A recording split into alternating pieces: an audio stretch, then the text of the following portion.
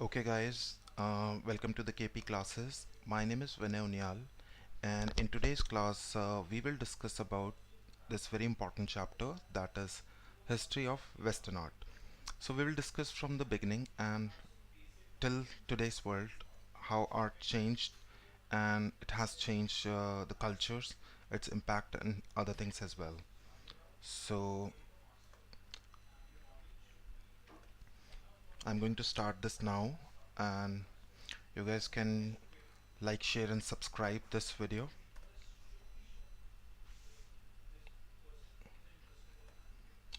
Okay, so the topic that I'm going to take today, it is a concise timeline of Western art history. This is actually one of the very important chapter that is going to be useful for all the aspects. Whether you are going for NATA examination, J2 examination, NID, NIFT UCEED, they will ask you some questions related to the art and the history of the art, right? So let's get started now.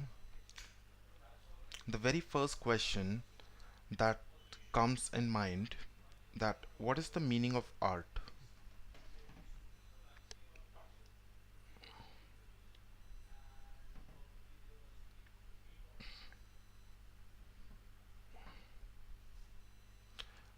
Give me a moment.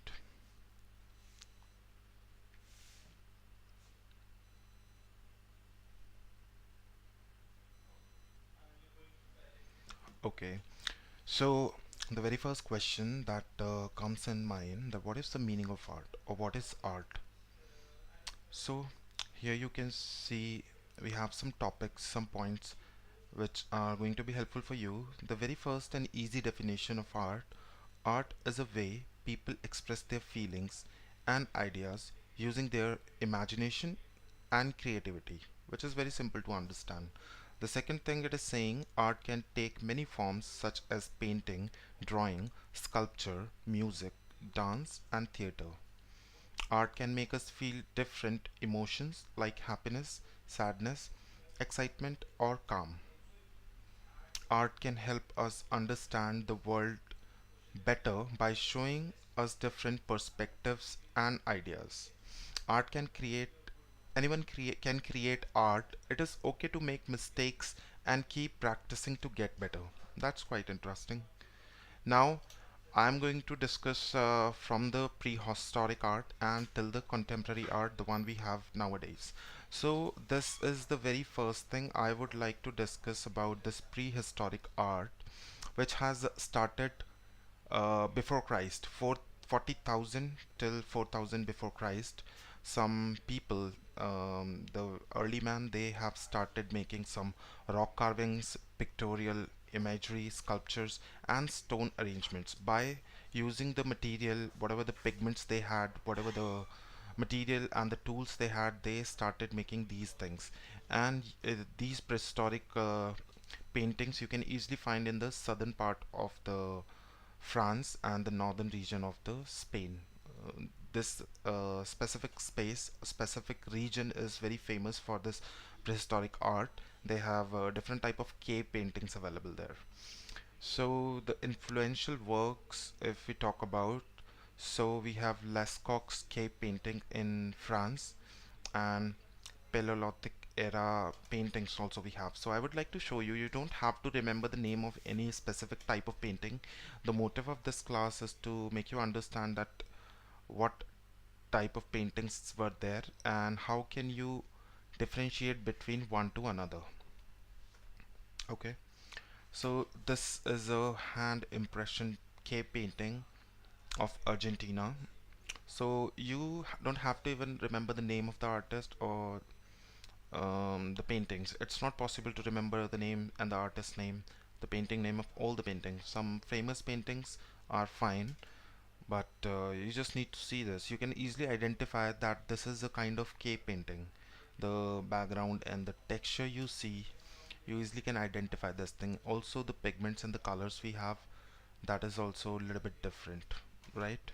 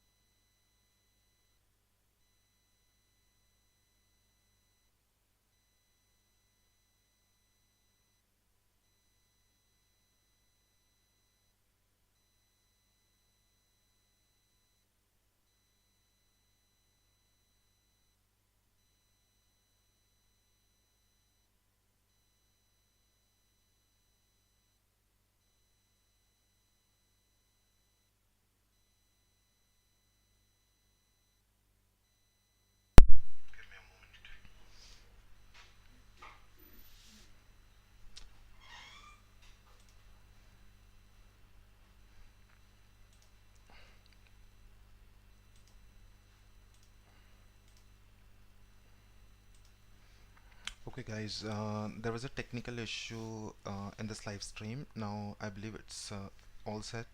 Now, we were discussing about the prehistoric art. I would like to show you some more examples so you guys can easily identify the characters are made on the walls of caves, and the pigments which are used are very natural pigments, like it can be blood of any animal, the powder form of any mineral which was available that time.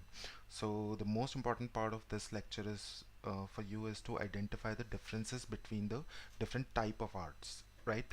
So I'm going to show you one more example. This is also one of the cave painting found in southern France, and you can see the designs are very asymmetrical, and this was the one of the oldest paintings ever, right?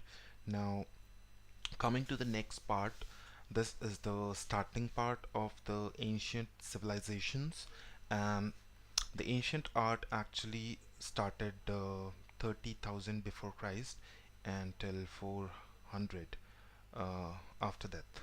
Okay, so the characteristics of the ancient art were religious and symbolic imagery. So what does it mean? That all the artists of that time was not quite able to make very hyperrealistic art things, but they were very much into the symbolic imagery of their culture and the religion.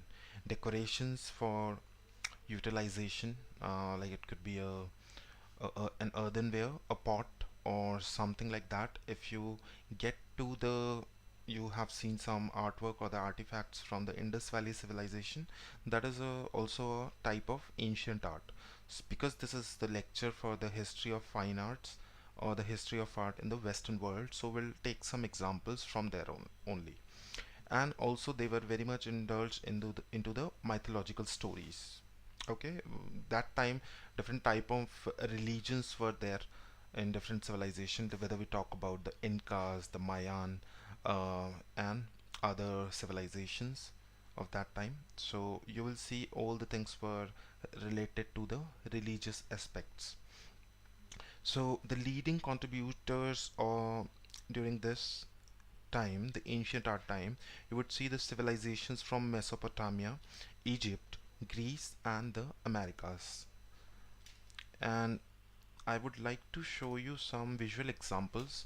So this is the kind of artwork that is found in the pyramids of Egypt, and you will see there are some characters, and this is a kind of ritual related painting or the artwork, and you can see all the masks and other things they are wearing, right?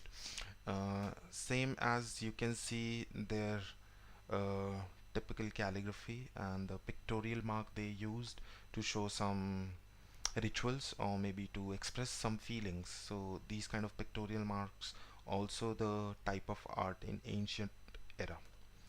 Now this is also one of the painting from Mayan civilization. It's a kind of the artwork done by stone. Now this one also you can see, so not only painting but some kind of sculptures, murals, and other things are also the part of the ancient art time. Now coming to the medieval art period is actually related to the European region. All the paintings and majority of the paintings were done in uh, the European countries like Italy, France, Spain, Germany, and all, right? So the period for this medieval art time was AD 500 till AD 1400. And actually the characteristics of medieval painting, and we call it medieval art, is dark imagery, biblical subjects related to the Bible, classical mythology, Gothic architecture. So what was we some people call this dark age for art and culture, because that time if you see some examples here, you will see there is no symmetry. The picture you see, it is called mosaic, which is made by small pieces of colorful stones, and we call them the colored glass. But you will not see any symmetry in this picture. It is looking quite basic. So that is why some historians and some art critics call this dark age for art and culture. Now, can also see this. There are some characters, the human characters, but there is no symmetry in the and there is no proportion in the human anatomy. You will not see the good perspective also, and everything is very asymmetrical, right? And I would like to show you one more picture here. You can see this. This was one of the painting from the medieval art. So you will be able to understand now. You have an idea what is the difference between the prehistoric art or prehistoric paintings and the ancient art, ancient painting, and this is the medieval art we are talking about. Now coming to the next part, which actually changed everything, it is called Renaissance. Renaissance was one of the very important art and culture period who changed everything. People are very much interested to create new things, as well as you will see these things in the art, culture, also in literature and invention of new technologies also. So Renaissance, which has started in 1400 AD and till 1600 AD it was there. So what are the characteristics of Renaissance art movement or Renaissance art period? The natural elements were there, and individualism also there. Realism, or we call it hyperrealism, attention to the details, right? This is correct. In Renaissance painting, in most of the painting you will see there is a lot of details in each thing. If somebody is making some draperies, like the cloth is some character is wearing a cloth, so you will see all the draperies, the folds in that cloth. This is called attention to details. You will see very good blending, and there were different type of techniques. Precision of human anatomy, that is also correct. The right proportion, the perfection in the human anatomy is also one of the important aspect of Renaissance. So leading contributors of that era, the Renaissance, the first person was Leonardo da Vinci. I am sure that you know about him. He has made a lot of very famous paintings of that time. Michelangelo and the Raphael. And the influential works were Leonardo da Vinci made Mona Lisa in 1503. Michelangelo made a sculpture called David in 1504, and Raphael has made a very famous painting, The School of Athens, 1511. This, the painting you see on the screen, this is the painting The School of Athens, made by Raphael. Now I would like to show you some more good examples. This is also one of the very famous painting in Roman chapel, and this painting is, the name of the title of this painting is the Creation of Adam. And you can see, you just need to notice one thing. You can see the proportion of the body and the action figures. You can see this is the actually the this thing has started in a Renaissance period. That is why this Renaissance is very important for everyone, because these kind of question might come in your exam. Now this painting you see, you know this painting is very famous for her smile, and this is Mona Lisa. This painting was actually made by Leonardo da Vinci, and you can see the perfection in blending technique what he used, and also you can see the background, and this is looking quite realistic. And as you can see, attention to details, as I told you earlier, all the draperies and the folds in the clothing you can see very well, right? So if you compare this painting with the medieval art or the ancient art or the prehistoric art, you will understand very well that this is far better than the medieval art paintings, right? So this is the very first time when realism or hyperrealism came to the real world.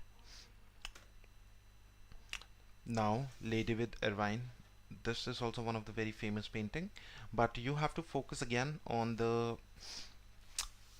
drawing and the coloring part of it. which is quite hyper realistic. Okay, now let's get to the next art movement, next portion of the art, that is known as Baroque. After Renaissance, there is one more movement related to the fine arts or art and culture, that is known as Baroque. It came into 1600 AD and lasts till 1750. Now, I would like to tell you some characteristics of this art movement. How was this one different from the Renaissance? So, characteristics were ornate, grandeur, and richness, uh, stylistically complex and dramatic. So these are the very fancy words are given, but you have to understand two, three very important things related to the Baroque art movement. That Baroque art movement was actually the part of the realism and the hyperrealism, but there is one different things from the Renaissance, which was not available in Renaissance art time. That was the dramatic projection of the paintings and the artwork. The artists such as Caravaggio, he made a lot of paintings showing the tremendous effect of the light and the shadow. So if you see some paintings related to Baroque, you will understand that the very nice and very divine effect of the light and shadow can be can change the total visibility and understanding of that painting, right? And you will see it was quite interesting to know for you that most of the artists use the contrast colors, the contrast color application, which was not available that much in Renaissance period, right? So the leading contributors of Renaissance, the very first person was Caravaggio. He made a lot of nice artworks related to Caravaggio, related to Baroque art. Okay, and Johannes Vermeer, also one of the very important person related to Baroque, and Rembrandt van Rijn. This is a French name, so you have to see this. So I would like to show you some artworks related to this, which were quite dramatic. Now this is the name of this painting is Girl with Pearl Earring, and this was made by Johannes Vermeer. And you can see one thing here, the contrast, the background and the light and shadow. So see the face of this character. You can see this left hand side face and this eye a little bit brighter than the right hand side. So this is the projection of the light in a very artistic way, because in that time there was no cameras available. So how the artist drawn the darkness and the lightness in the character, that is very interesting to know. Okay, now I would like to show you one more painting. This is one of the very famous painting of the artist Artemisia Gentileschi. She was from Italy and she made this painting. It's a biblical story that she made, and you can see the lightness and the darkness. This is called the chiaroscuro technique, when we show the very interesting projection of the light and the shadow. So this is called the dramatic projection of the subjects in the language of painting. So if I've discussed about this right hand of this character, you can see this upper part is very bright and this lower section is darker. Why? Because the artist used a technique called chiaroscuro, in which you will understand the right projection of the light and the shadow to make the entire composition very dramatic. Okay, now this is also one of the painting. Velázquez was the artist and the painting name is Las Meninas. It is the artist was from Spain, and he also did the same thing. You can see the darkness and the lightness and the projection of the light, and it is looking quite dramatic. So this dramatic art is the part of Baroque. Baroque is related to dramatic art and the contrast color combination in most of the paintings you will find. Now coming to one of the very important art movement that started in 1699 till 1718, and this art movement is known as Rococo.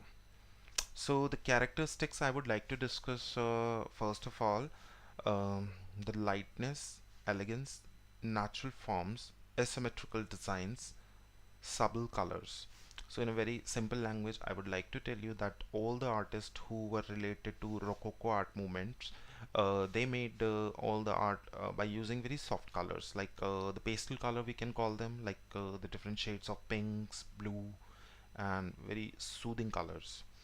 Elegance. It was actually related to the elegance and the luxury. These paintings related to Rococo shown the luxury and the um, artistic thing, luxury you can call it, and natural forms also were there, like the mountains, the trees, the gardens, parks, and very very rich people wearing a lot of ornaments, very bright and good clothes. um, so I will be showing you some artwork, then you will understand. So there were two leading contributors of Rococo art movement. The first one is Antoni Watteau, and the second person was Francois Boscher. And you just need to, as I told you, you don't have to identify the works. You just need to, you should know how to differentiate between the artworks. Like these kind of question might come in your examination, such as NATA examination or NID, NIFT examinations, right? So as I told you, the characteristics of Rococo art, you can see this female characters here, and as I told you, natural elements. So you can see the tree, the flowers, all the things are here, and also the luxury element also there. The clothing, everything is looking very. It is giving a feel of luxury, and the natural articles are there. So also one of the thing you can notice, there are no very vivid colors the artist applied. He used only very very soothing color. So you can see this painting, this one as well, all the elements are there, the pastel colors, the happiness you can see in the painting, the natural articles like trees and the jungle, you can see all these things, right? So it is also one of the good example of elegance and luxury, right? So see this one as well, you'll see the shades and the tints of pink and blue, and natural articles are there. Okay, so these paintings actually were used to put in the libraries or the living rooms of the rich people of that era. Okay, now coming to the next part, that is called neoclassicism. This neoclassicism has started in 1750 and till 1850 it was there. So you have to understand the characteristics first of all of this neoclassical art movement, that it is famous for renewed interest in classical antiquity, harmony, simplicity, and proportion. So the characters and the stories were from Greek and Roman culture. That time the artist did not make very perfect and very realistic artwork. So this neoclassical movement changed the artist from the ancient, or you can call from the mythological and historical aspects of the Greek and Roman culture and Greek and Roman civilization. They have taken these subjects and they have made tremendous, interesting, and very hyper-realistic artworks in that time, um, right? So the leading contributors were Antoni Canova and Jacques Louis David. Again, I would like to show you some things, like this is a biblical story. So you can see this is neoclassicism. So neo means new, and classicism means the classic thing which already had happened, right? So you can see this is one of the also very famous painting of the neoclassical art movement, right? I would like to show you some more artworks. See, in this painting you can see clearly a lady is playing harp, and this is one of the good example of neoclassical art. This is one of the portrait of Bonaparte, and Next thing, Romanticism. So Romanticism is actually related to the artwork related to the courageous things. It has started in 1780 and ended in 1850. So the characteristics of this romantic art movement are related to imaginative elements, focus on passion, emotion, and observing the sense, which means like any historical moment, you have to draw that, you have to paint that in a very imaginative way. Like you can add your elements as well, you can make it more influencing the artwork. So leading contributors were Francisco Goya, Henry Fuseli, and William Blake.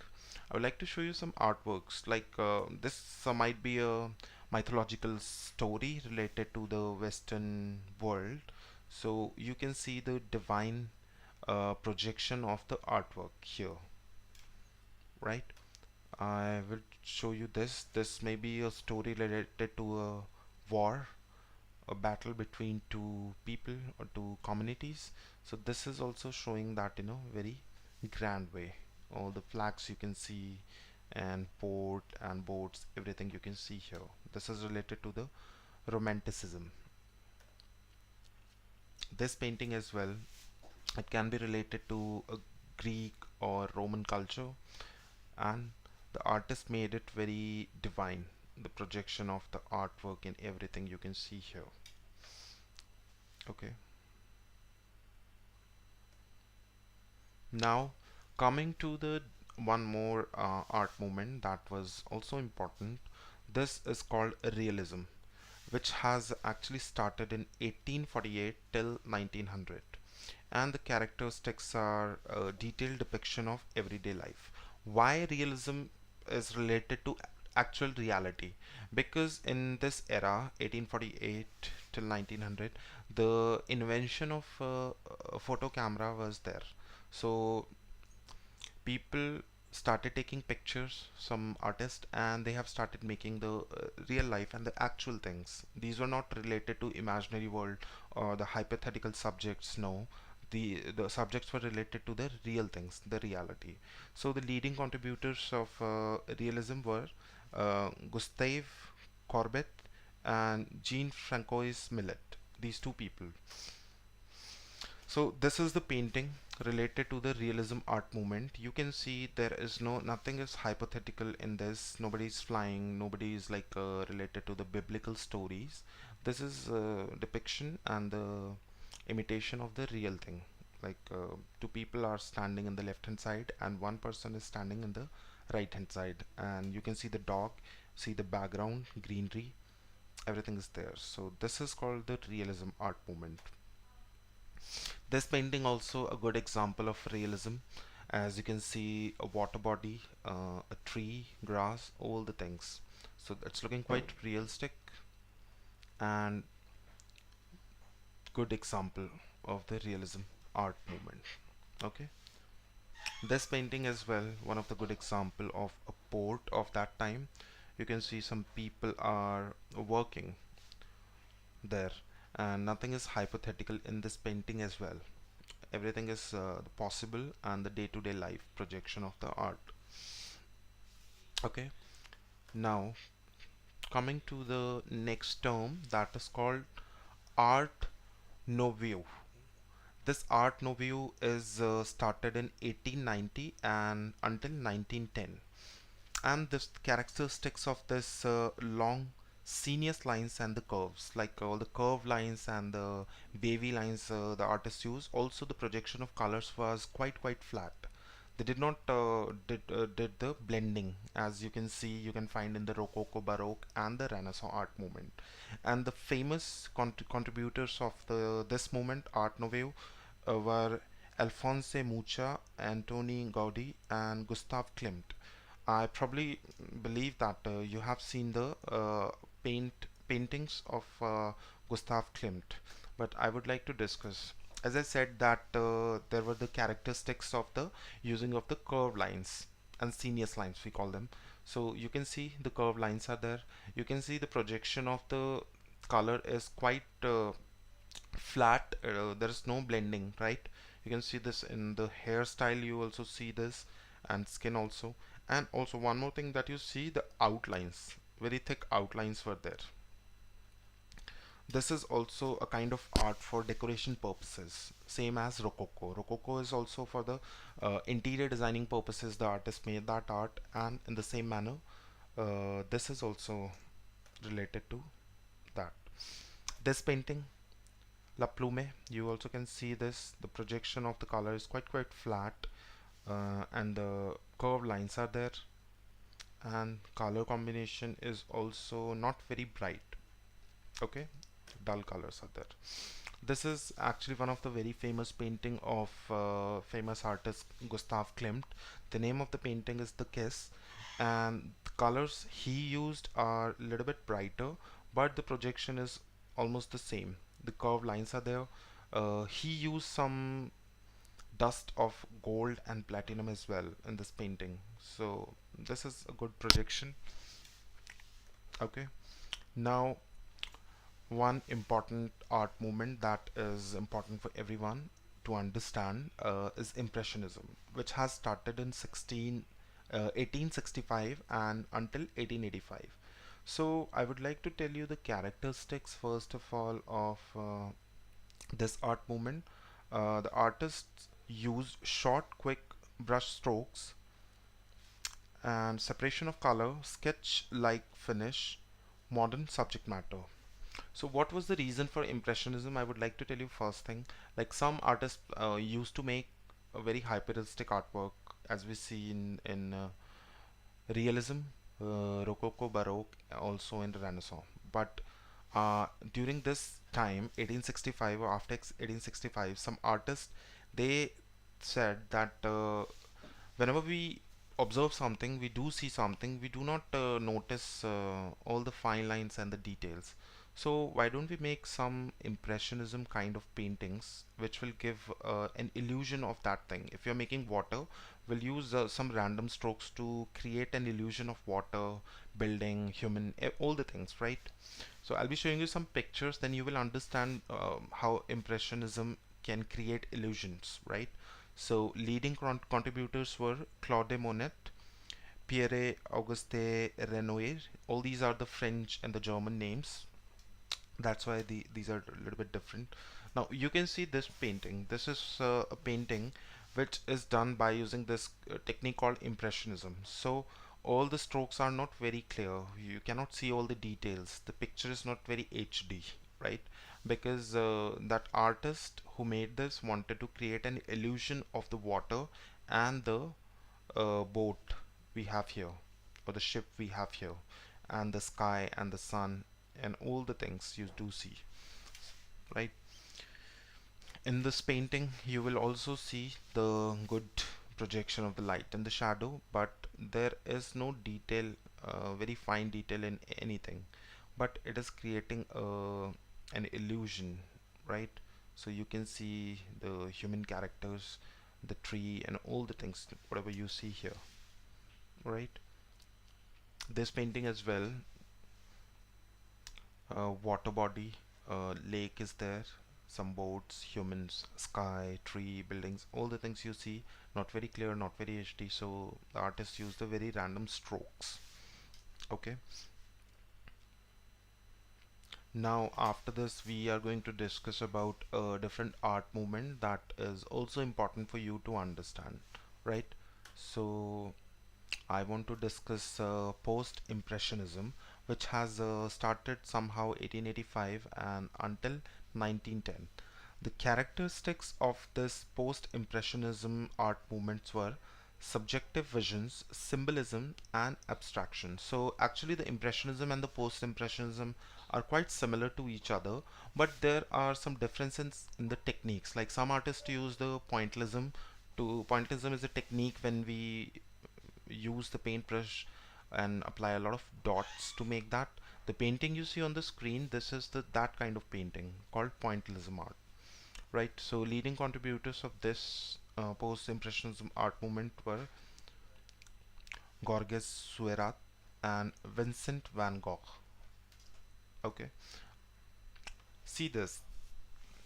you can see that post impressionism has little bit more details. Like if you compare this with impressionism, that has very very random lines, but in this one you can see the very fine work, and the strokes are very very fine. It can be either the curved strokes or the pointillism, but you will see the little bit more details in this painting, the one you see on the screen now. Okay, this is also one of the famous painting. The name of the painting is The Potato Eaters, made by Vincent van Gogh. So he used, although this is very random and the kind of impressionism, later the critics called this post-impressionism due to a little bit more details in the artwork, right? This is also a famous painting of Vincent van Gogh, in which he has shown the little bit more details of his bedroom. Okay,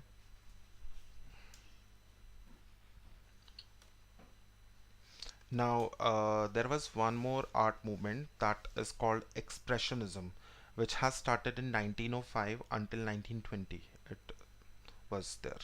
So the characteristics I would like to discuss about this art movement called Expressionism, the most important part in it is distortion of form, strong use of colors. That's it.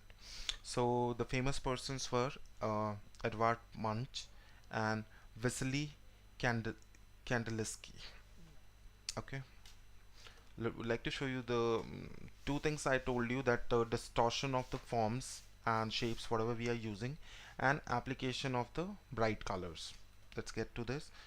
Form distortion, use of strong use of colors, like, so you don't have to make you don't have to blend the colors to each other, the dark, like dark to light, light to dark. You don't have to show the rhythmic values. You will be applying very strong use of color, means you can apply any color anywhere else. So this is the kind of art movement which was related to the expressionism. Okay, now one more important art movement that was important for you to understand, that is called Cubism, which has started in 1907 and it was until 1914. So the characteristics of this art movement called Cubism related to abstraction, flat 2D surfaces, geometric forms, contrasting vantage points, means the perspective, vanishing points, right? So would like to tell you first of all the leading contributors of Cubism were Borges, Bar, and Pablo Picasso. So this is, there are three terms I would like to tell you. Abstraction was the first thing. Abstract, that you can make anything, which is nobody is going to identify what shape, what is it, what kind of form is it. So that is called abstraction. Flat 2D surfaces. So yeah, you can make some geometric things on the flat 2D surfaces, and geometric form, contrasting vantage points. So you can see two three things you can notice in each painting that the artist used in Cubism. You can see the very random abstract 2D shapes and the color, the contrast colors, right? See, this is also one of the famous painting of Pablo Picasso called Guernica, and it is related to the Spanish Civil War. So this is also one of the good example of Cubism. Okay, this painting is an abstract expression of the 2D shapes in a very random way.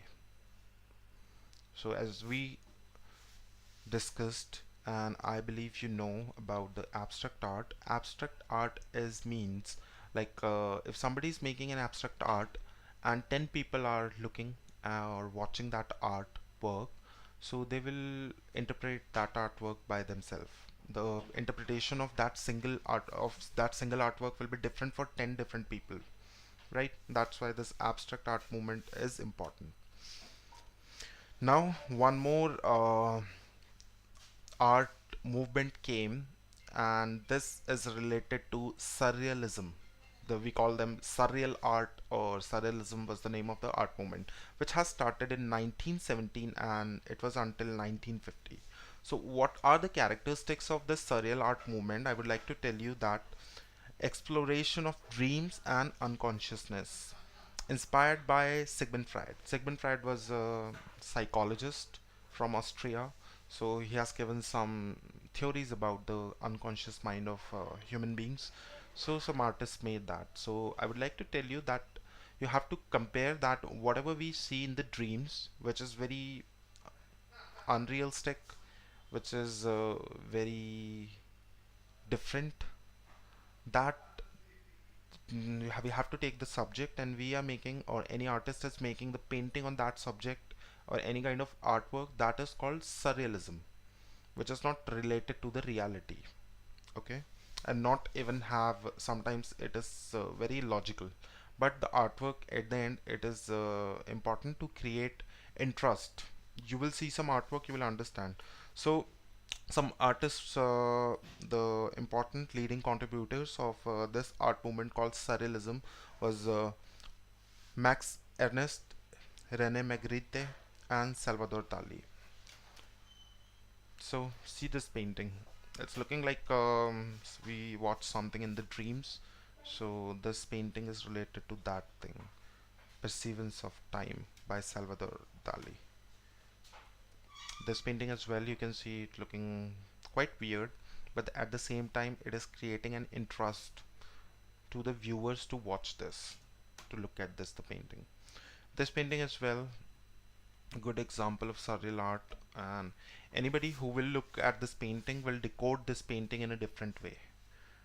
If there are five people and they will write down different type of things about the painting, the interpretation of the painting will be different. This artwork as well, you can see, related to surrealism or painting the dreams, painting something which is in our subconscious mind, you know. This artwork also you can see and relate. This artwork also. So the motive of this class is to make you understand that how will you be able to differentiate between different type of artworks, because these kind of question already came in past years. That is why this is important for you. This is one of the famous painting made by Mexican artist Frida Kahlo. Now the next thing we are going to discuss, that is called abstract expression, which started in 1940 and was there until 1950. The characteristic is okay, so I would like to discuss in a very practical and a very logical way so that you can understand what is the meaning of abstract expressionism. That like you can see this painting, so you don't have to even use brush. If you heard about the knife painting, that is also kind of abstract expressionism. Like we can use different type of tools, we don't have to use the paintbrush. So this is the inner feeling of the artist, whatever he feels like, whatever type of color he want to apply, that artist can do this, right? So Jackson Pollock and Mark Rothko were the famous people related to the abstract expressionism. So we don't have any rule for this. We can paint with by using hands. We can put the color directly on the canvas. That will work. So fine, you can see this painting made by Jackson Pollock. He was from the United States of America and he made this special type of painting which is called action painting, right? So you don't have to use any specific paintbrush for this. You can use anything whatever you want to. This is called the inner expression of the artist. Okay, so the next thing in the art history is called op art, which has started in 1950 and was there until 1960, for 10 years at least. So the characteristics are very simple: use of color, pattern, shapes, and contrast to create images that appear to be moving or blurring. You probably have seen these kind of paintings or pictures ever. So you can see some still